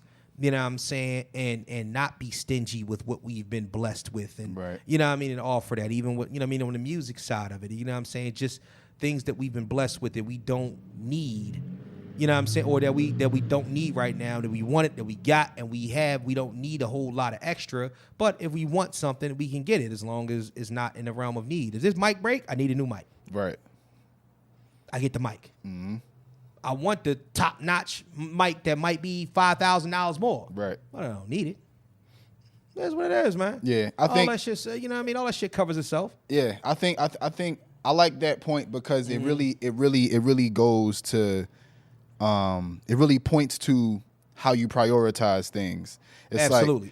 Like you said, like the fact that you need something and the fact that you truly need it is why it's going to come and manifest itself into its existence to be really there because you need it. If you want it, if you want it in your mind, you know damn well that you don't really deserve it right now, but you know that like because you want it, it's fleeting. It's here and there. It's like, oh yeah, I want the new car, but 9 times out of 10, you probably can't even afford or exactly. Probably, you know what I'm saying? Right, and right. if you was to get it, you wouldn't appreciate it because you want it. But when you need it and you got it because you needed it, it's a different appreciation for it. Let me ask you a question. When is the last time, and it not even to, be on like a religious tangent, but I always lend it back to faith in a situation. When is the last time that God did not provide you with something that you needed? I'll wait. I'm going to be honest with you, bro. And don't cancel me. I don't believe in God. Really? Yep. Oh, that's different. Now we got hold up. I'm more of a I believe in the universe, you get in what you put out type of person. And the reason why I don't believe in God is because I believe people lend too much to that. Like it's cool to have something that's, I get it, it's bigger than you, something that's watching over you, a higher power. Right. I get that. But I think people, number one, they like to throw God and Jesus over everything like it's Parmesan cheese and it's completely unnecessary. The Parmesan Christ is crazy. You know what I'm saying? Let me get some of that mozzarella a la. You know a la mozzarella. Like, it's just like, bro, that don't even go on that. Like, yeah. So it's like, and then on top of that, like when I hear people, they become successful. I just want to thank God. It's just like, I don't really like that because I think what it does is it diminishes the work that you as the individual put in. And I'm not going to sit here and say like, all right, like success and reaching and attaining your goals is a combination of constantly being prepared and working and luck. That's what I think. I think like getting to those points is just like a constant sharpening of your sword, right? And working until one of two things happen. You worked and you got to that position because you worked for it, or you worked yourself to be lucky enough to get into that room, or you worked yourself to be lucky enough to be heard by this one person because you decided to just keep your foot on the gas and keep pushing it until eventually the universe was like, all right, fuck it. So we're going to put this person here. You're going to be here for that. And that's going to domino effect. And then they'll hear this and blah, blah. And then it just all the dots connect and then everything aligns. And now you're where you need to be. So let me ask you a question. Do you have faith in anything? I have faith in myself. And in yourself. Whatever I don't have or whatever is not here, present, whether it be a person, place, or thing, whatever the case may be, right, it's all on me. And whatever I attain, if it's due to working with other people or if it's other outside factors, I give thanks and I give the due diligence of appreciating those factors and those entities or those people that help me get along to that way. But I'm not thanking something or somebody, and that's not the disrespect, like the religion that you believe. Right. No. I can't see, touch, breathe, smell, none of that, like none of this God or Jesus person. So why would I give him any of the credit when I was the one that woke up every morning at 5 a.m. and went to the gym, and then after that I went to work, and then after that I had these meetings, and I shook these hands, and I brushed these shoulders, and I stayed up, and I missed sleep, and I did this, and I did that, and you know what I'm saying, like I did that. See, here's the thing, and listen, you know what I mean, because this could be a whole nother podcast in itself, which it will be later on. But my thing is that giving credence to something that is greater than you is the byproduct of just situations. Right. So people have a thing, and regardless of how deep their belief goes, or if they have faith in something, or if they don't. The funny thing about it is that we all have faith in something. Right. Right? Whether it's us, whether it's others, or whether it's just, you know what I mean, the universe being the universe, or, you know what I'm saying, whether it's a factor of luck. Mm-hmm. There's an effort and a preparation that goes into that. Now, human beings themselves are at an evolutionary point into which that there is no, I believe the Terminator 2 thing, there is no fate but what we make. And I'm talking about fate now. There is no fate but what we make. Yeah. You know what I'm saying? Which is the same thing as saying that when people talk about they have faith, faith is the substance of things hoped for, the evidence of things not seen. Right? So it doesn't, what I just said is not a sentence. It's not a sentence that means anything. I'm telling you that there's a substance of something that I'm hoping for, and there's an evidence of something that I can't see. Mm-hmm. So what Joe always say, at the end of every podcast, life's a series of moments, and moments pass. At the end of the day, when we start talking about the way our moments are set up, it's from moment to moment, there's something that's positioning us. Whether you believe that it's somebody on high, whether there's a divine plan, there's something that's moving the chess pieces, not like robotically, but something is set up for one thing or another. For every cause, there's an effect. Right. Because if there was no cause and there was no effect and there was no purpose, everything would just be bumping into each other. So there has to be something that leads us in the path that we're going. And I'm not saying, like I said before, if you don't believe that, it's not up to me to change your mind. What I'm saying is that if there's not anything more to lead you in that path, things become aimless. So your thought process of even wanting to be in a successful place is the God in you. Regardless if you believe in him or not, it's almost like when the evil things happen in the world. People say, I don't really believe in evil things. That's fine, but the evil things believe in you. And the reason why they believe in you is that because any moment, any one of us can fall victim to the evil things.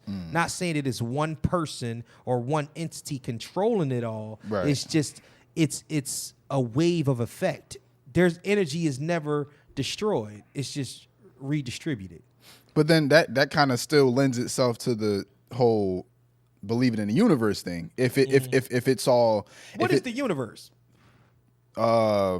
Energy, which I think if you and like that's why I believe in that, because it's tangible. I'm a person that is a seeing is believing type thing, or it has to make sense. Like I can't. Let me ask you a question, because human beings' minds are intentionally finite. Right. No, we only use 10% of our brains, right? Why do you think that is? Probably because of in our case, Western civilization and the things that we put in our bodies and the things that we consume that constantly block our, the pineal gland and third eye and connection to the universe and the earth, and things that we were meant to be connected with and in touch with. Right. They get dimmed down and our connection grows weaker and weaker as we continue to consume this Western culture. Check this out. The problem is that the reason why we're finite in our thinking process is because the more you believe, the more that you know, the less people believe. The more that you know, the less people believe. Cat Williams. The more that you actually know, the less people believe. So we are capped because you can't give what people are not ready for. Mm-hmm. None of us have an idea. We all going off of, that's what faith is. Right. You know what I'm saying? We're going off of a blind order that we don't know anything about. We just all assuming, making stories up, this, that, and the third, and whether we call them myths, the Bible, religion, anything. All of this is to help us become better people. What you believe could be absolutely true, could just be a universe thing, and energy is redistributed. That's actually not a bad thought process, because there are a lot of people that believe that. But it's about having belief in something.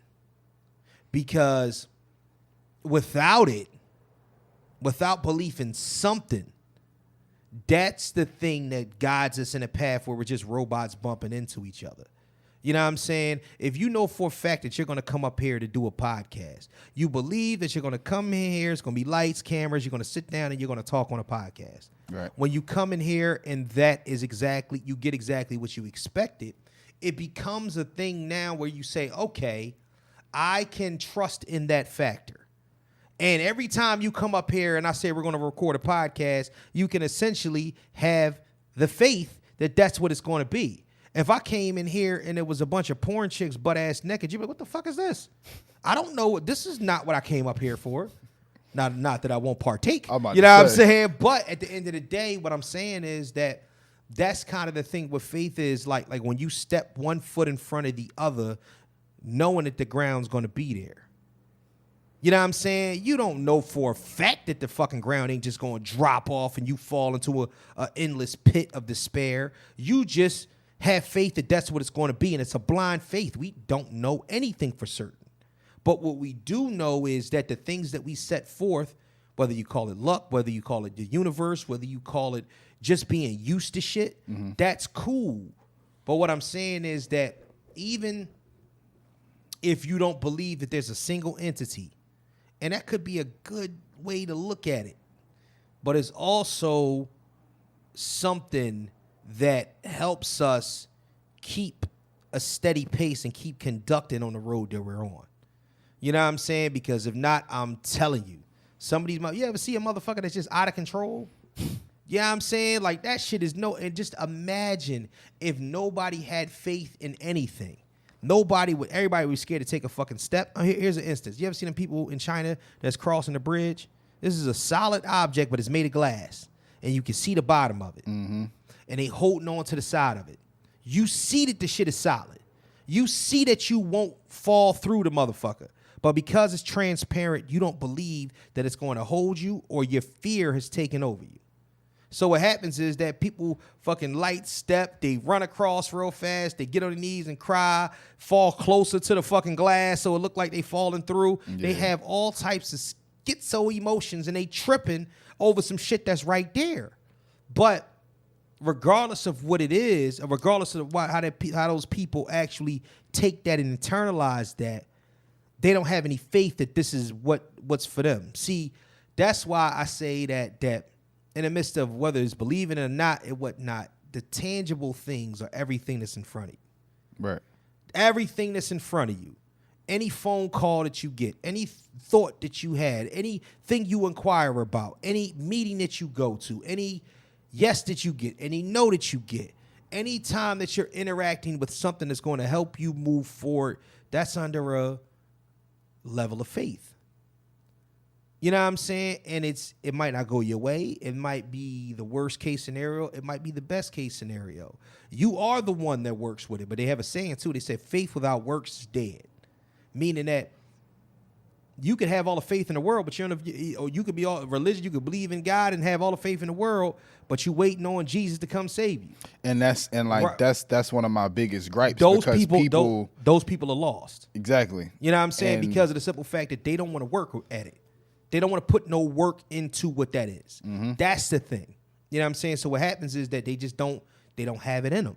They don't have it in them to do the extra work. Now, once you discover that you got to put one foot in front of the other and have faith that that other part of the ground is going to be there when you walking, that's when you start walking in purpose. Because it's all about purpose, bro. Yeah. Regardless, all this shit, all the stories, all the books, all the verses and all of that are just to help us feel better as people.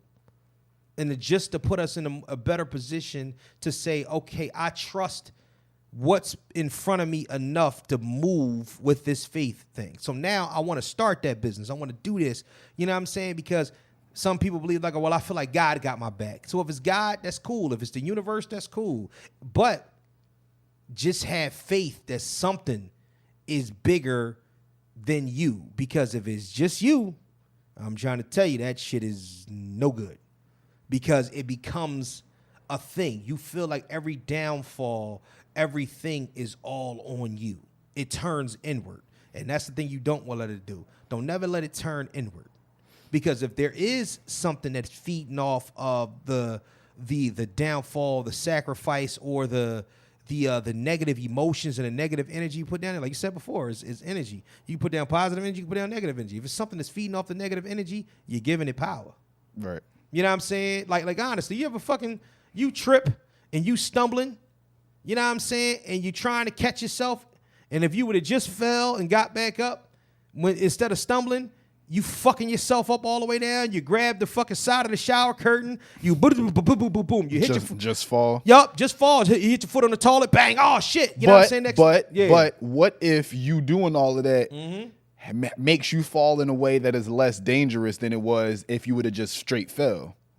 Like just straight up fell. That's true. That's true. So you saying that if you block yourself from cracking your fucking skull? You know what I'm saying? Like maybe if you would have slipped in the shower and you would have just let yourself fall, you'd have hit the back of your head and maybe died. True. But because you decided to grab the curtain, you pulled yourself over. Now you only just fucked up your knee on the side of the tub and you just hit the top of your head on the sink or whatever. And now your shit just hurt. But how would you ever know? You're right. So my thing is that sometimes you fall and you have no fucking which way you ain't nothing to grab onto. Right. Then that's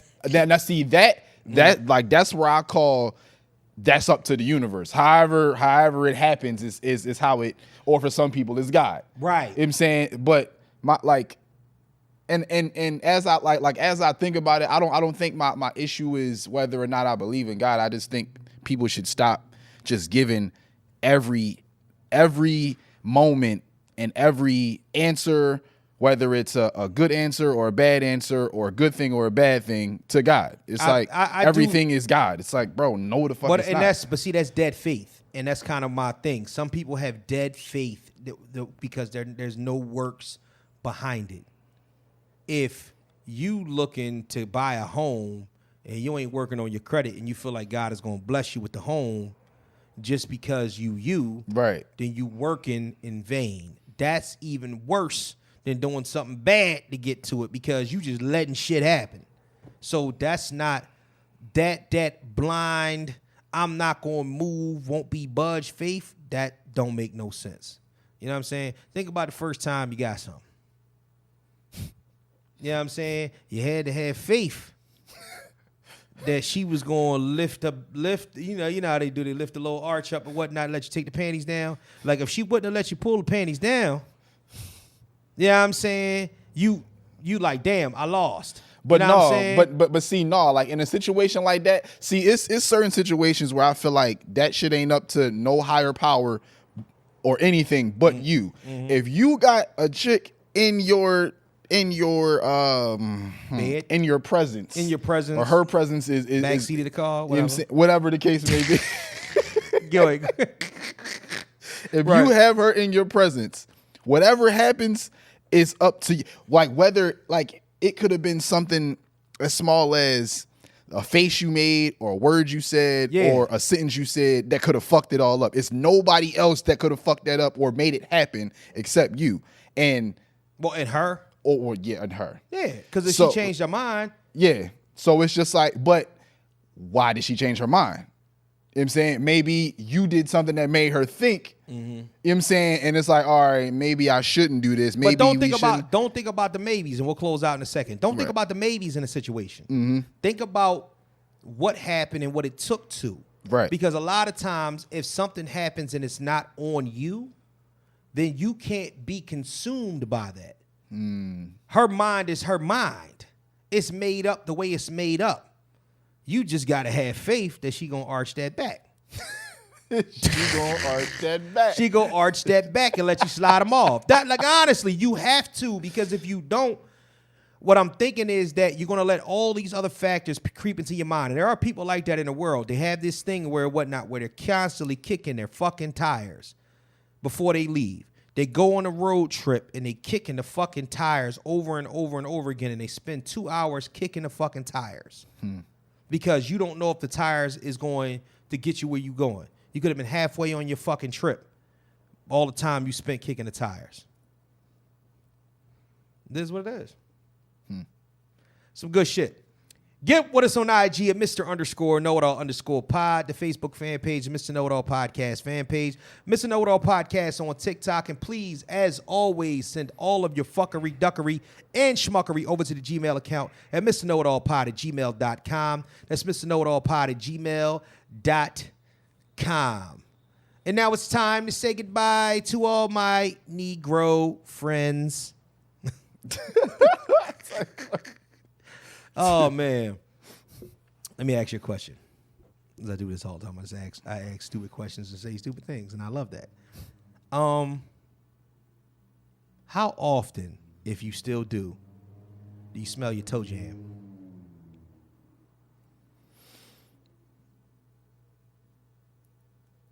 Like every once in a while. Every once in a while. Like, you mean like just... What are you thinking when you pick your foot and smell your toe jam? Are you imagining it won't stink? I'm imagining how bad it will stink, because I know after a long, hard 8 hours a day in them Jiffy boots, something is cracking down there in them boots. But you knew it was going to stink when you did it. Oh yeah, for sure. I'm like, as I'm bringing my hands up to my nose, I'm preparing myself for the most foul smells ever. And sometimes I still am surprised at the smells that I endure. It's why the fuck are we surprised when we stink? I don't, because it's about, damn, I smell like that. It's like, I ain't know I was that, right? You mean? It's like, what the fuck? So that makes the shower more. Yeah. You know mean? So if it didn't smell, would you go lighter on the shower? Nah, nah. That's crazy. Right. Just because you don't stink, you don't. Yo, like, what if you just don't do anything and you don't perspire, you don't sweat, you don't do nothing, so you just never wash your ass? That's crazy. You know what's crazy? Washcloth crusty as shit. You know what's crazy? What? That's a level of fate. Yo, that's a level of fate. No. Just because you didn't do shit.